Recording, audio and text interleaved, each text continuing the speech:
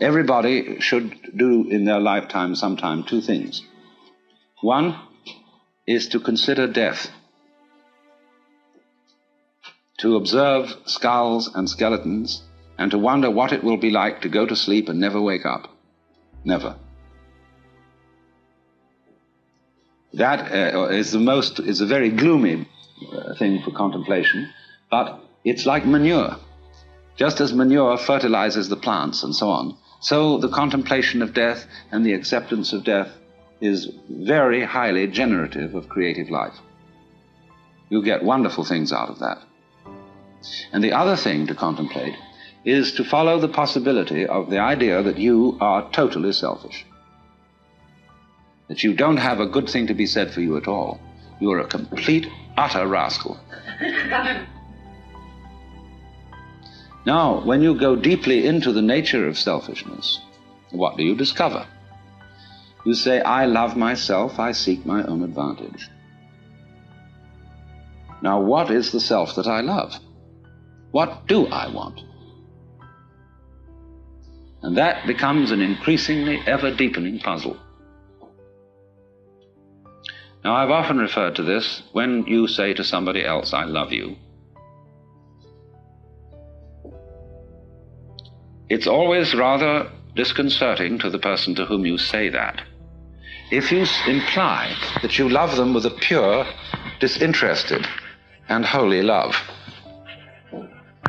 they automatically suspect it as being a little bit phony. But if you say, I love you so much I could eat you, that's an expression, it's a way of saying to a person, you attract me so much that I can't help it. I'm absolutely bowled over by you, I'm gone. And people like that. Then they feel they're really being loved, that it's absolutely genuine. But now, I love you so much I could eat you. Now what the devil do I want? I certainly don't want to eat the girl in the sense of literally devouring her, because then she'd disappear.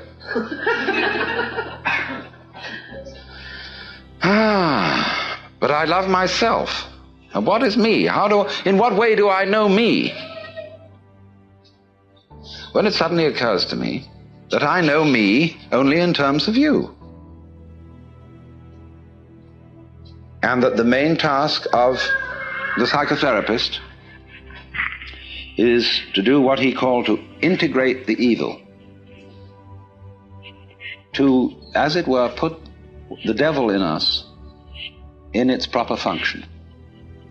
Because you see, it's always the devil, the unacknowledged one, the outcast, the scapegoat, the bastard, the bad guy, you see, the black sheep of the family. It's always from that point that generation comes. In other words, in the same way as in the drama, to have the play, it's necessary to introduce a villain. It's necessary to introduce a certain element of trouble. So, in the whole scheme of life, there has to be the shadow, because without the shadow there can't be the substance. So this is why there is a very strange association between crime and all naughty things and holiness. You see, holiness is way beyond being good. Good people aren't necessarily holy people. A holy person is one who is whole, who has, as it were, reconciled his opposites. And so there's always something slightly scary about holy people. And other people react to them in very strange ways. They can't make up their minds whether they're saints or devils. And so holy people have throughout history always created a great deal of trouble, along with their creative results. Take Jesus, for example. Trouble that Jesus created is absolutely incalculable.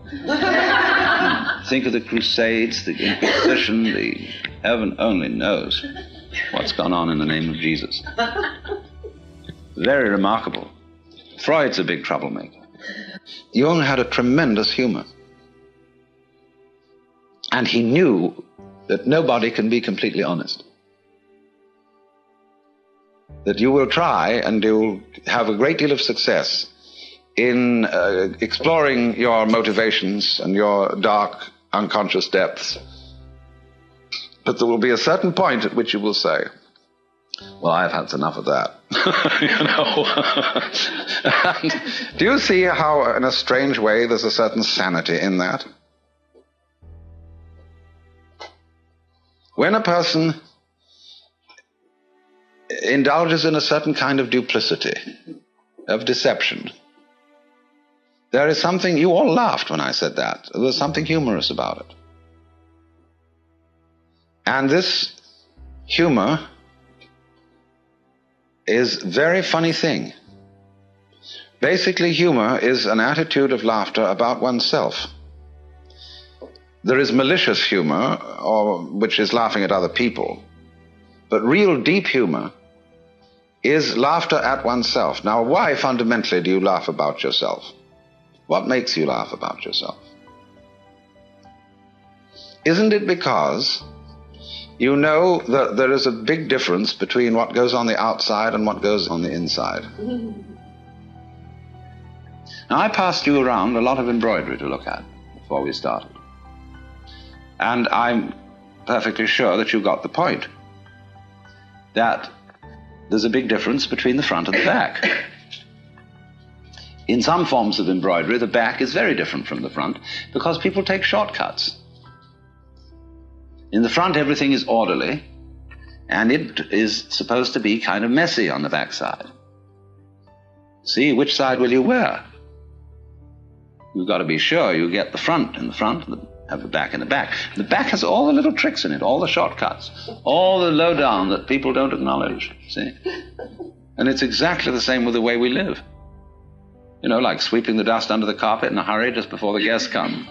I mean, we do ever so many things like that. And if you don't do it, if you don't think you do it, and you think, well, really, my embroidery is the same on both sides, see? Well, you're deceiving yourself. Because what you're doing is you're taking the shortcuts in another dimension, which you're keeping out of consciousness. Everybody takes the shortcuts. Everybody plays tricks. Everybody has in himself an element of duplicity, of deception. Because you see, from this point of view that I'm discussing, where the web is the trap, to be is to deceive.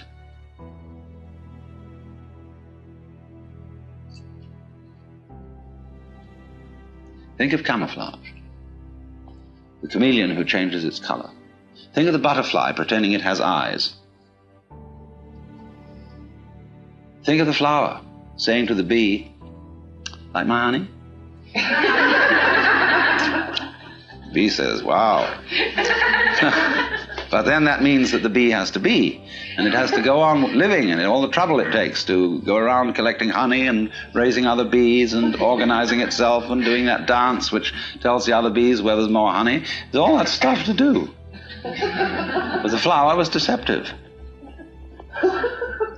Now, in the same way, I've often said life is a drama, and a drama is a deception. It's a big act. When you peel an onion and you don't really understand the nature of an onion, you might look for the pit in the center, like any ordinary fruit has. But the onion doesn't have a center. It's all skins. So when you get right down, there's nothing but a bunch of skins. You say, well, that was a kind of disappointing. Well, in rather the same way, you see, you find when you explore yourself, and your motivations, and you go through and you try to find out that thing which is really genuine.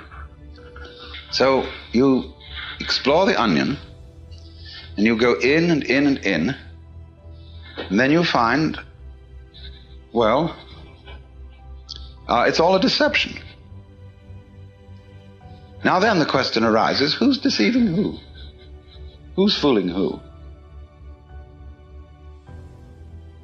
I'm fooling me?